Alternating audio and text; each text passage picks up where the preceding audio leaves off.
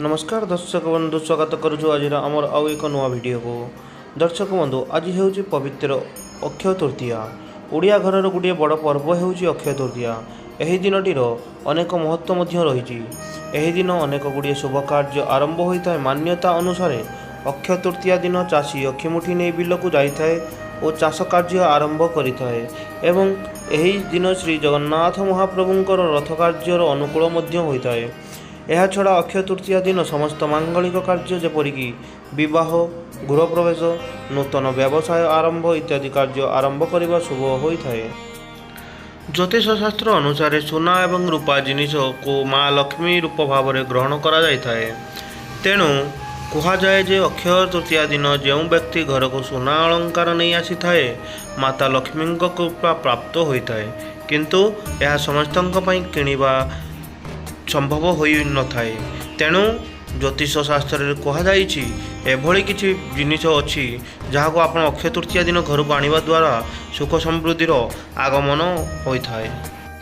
दर्शक बंधु वीडियोटी आग को देखा पूर्वर आपड़ जदि आम चैनल नुआ कर आसी आम चैनल टी सब्सक्राइब करी पाखरे थिबा बेल बटन को निश्चिंत प्रेस कर दियंतु जहाद्वारा आपण आमर एहिपरि वीडियो आग को सर्वप्रथम देखिपारे।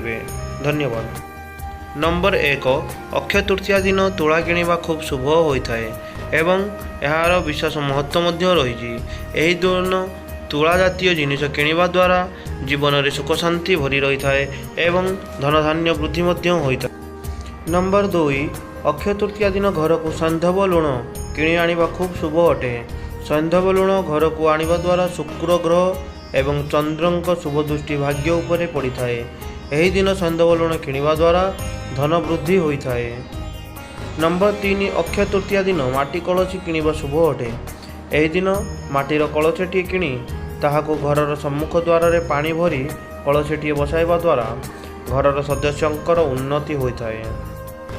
नंबर 4 अक्षय तृतीया दिन हलदिया सोरिष किणी घर को आनिबा शुभ अटे। नचेत जो किणवा मध्य जरूरी अटे। यह घर को किणी आनिबा द्वारा माता लक्ष्मी का आशीर्वाद प्राप्त होता है। नंबर 5 यही पवित्र दिन रे बासन किंबा कौड़ी घर को किणी आनिबा खूब शुभ होता है।